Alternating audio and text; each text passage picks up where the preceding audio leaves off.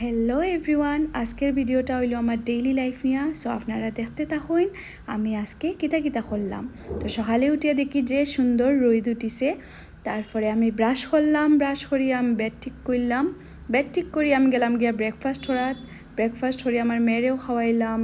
তো আইলাম উফরে আইয়া ঝাড়ু উড়ু দিলাম, ঝাড়ু দিয়া আবার নিচে গেলাম, নিচে গিয়া রান্না বান্না শুরু করে দিলাম, কারণ আজকে আমরা একটা কুটুম বাড়ির টিফিন দেওয়া হইতো। সো রান্না বান্না শেষ করি আমি গাছ থেকে লেবু ফাড়াত গেলাম গিয়া।